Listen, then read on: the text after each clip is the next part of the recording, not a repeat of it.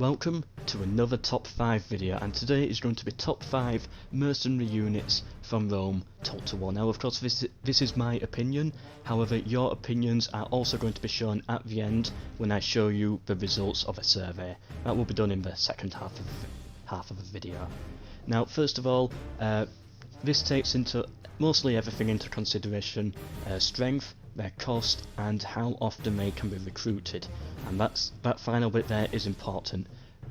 So yeah, let's start. Number 5, my 5th favourite mercenary unit in Rome 1 taught to war is the War Elephants. And you might be thinking, why is this not higher on the list? Well, it's because they can't really be recruited anywhere. There's how many settlements is it? I'm sure it's only like 2 or 3 settlements where you can recruit them, maybe more, I don't know. I don't like playing that half of the map much. I usually like playing the north as the barbarians or the Julii, so I'm not used to that part of the map that much. But the problem with War Elephants is that it's so difficult to find a spot on the map where you can recruit some and then get them onto the battlefield, and that's something I don't like about the mercenary War Elephants. But still, it's on the top 5 list because it is a fun unit to use. Knowing that any faction can just recruit something like an elephant unit is good, and I definitely like it, but it's not higher because, you know, it's difficult to recruit. Okay, it took me a while to think about 4th place, but I've got my answer. I play, as I said, a lot in the north, as the Julii or as barbarian faction. So my favourite type of unit is cavalry. I like to have a lot of cavalry on the field. That's my strength. I prefer cavalry. So that's why having a cheap mercenary barbarian unit, which is also a cavalry unit, is very helpful.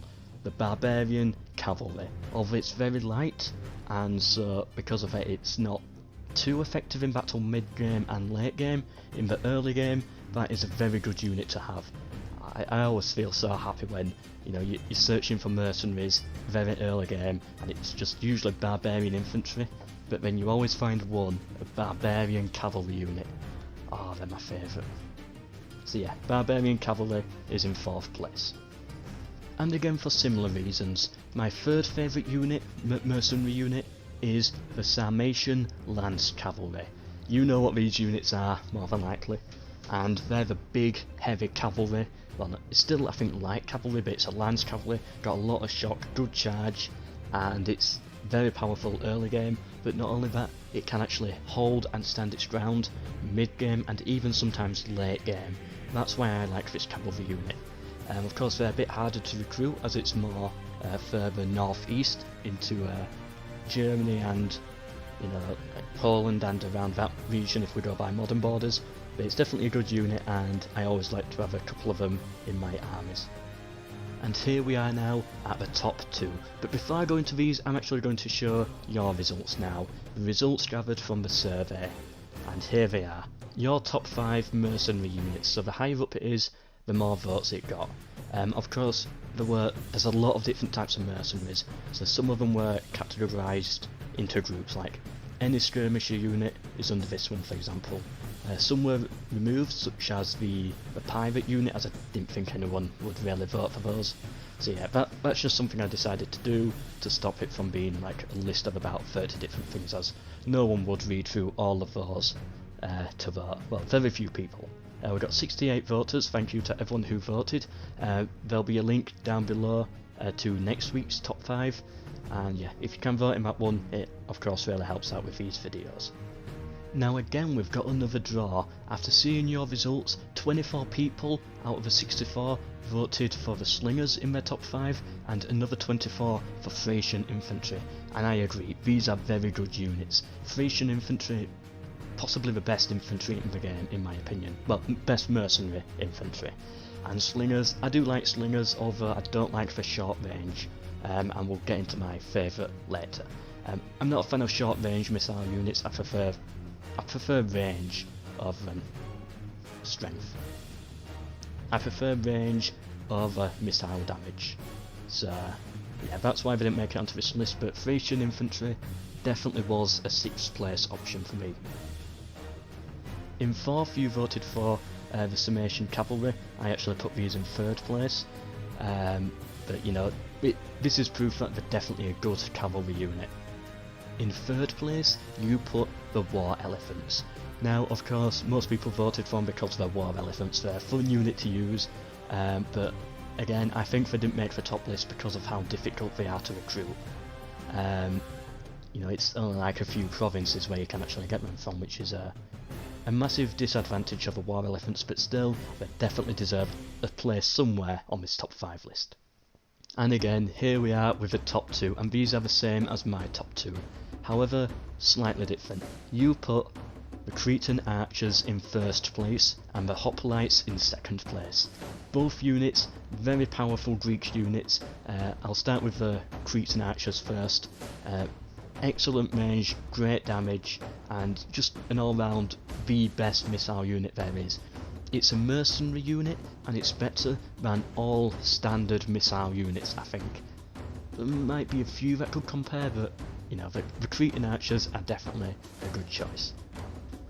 And the hoplites, another great mercenary unit, gives every single faction, once they get down to a Greek region, a chance to train an actual pike phalanx unit, which I think is really good. On top of this, both are in quite good quantity, you know, where they're always going to spawn. In Greece, sometimes you can get them in Sicily, parts of Turkey, you know, the northern Greece as you start to get into more like modern day Bulgaria and those types of places. I think they do spawn around about there, and in Byzantium, yeah, sometimes, I don't know, maybe not Bulgaria exactly, but you know, around that region. And even in southern Italy, I have before seen phalanxes spawn there. I don't think Cretan archers spawn there, but I know phalanxes do. And of course, the famous island of Crete in Rome Total War for mercenaries. There's always, you know, as soon as you land on Crete with a general, you can basically guarantee you'll get 2 hoplites and 2 Cretan archers. So just, if you're playing as the Julii, just send one general down to Crete, get some of those units and bring them up north to fight the barbarians, and those phalanxes will destroy them. Although I do slightly disagree with your vote. I personally prefer the hoplites over the Cretan archers, but it's more about personal preference, I guess. Both are very good defensive units. Maybe the Cretan archers, no, I've got to go for the hoplites, but you know, as you can tell, it's a close one. I do really like the Cretan archers, they're good. Oh, sadly, Eastern Infantry, all the way down at the bottom with 4 votes. 4 people actually voted for these? Well, whatever. So I hope you enjoyed this video. Please do subscribe if you did enjoy it and you want to see more of these. On top of this, I also do AI onlys, time lapses and some let's play campaigns. And yeah, I hope you enjoyed. Next week's top 5 video is going to be top 5 best DLCs or expansions from historical titles from Rome 1 to Attila Total War. So that's Rome 1 to Attila Total War, all DLCs and expansions, and yeah, the top 5 of those. I've already got my opinions, but I want to know yours. In the comment section there is going to be a link to a survey. Again, it's just going to be one question, scroll down, no sign-ups needed, just got to like vote for your top, just choose 5 of them that you like the most. No particular order is needed, just choose 5. And yeah, of course, if you do that, your results will be shown like this in next week's top 5 video. Hope you've enjoyed, hope to see you in the next one and everything else, and goodbye.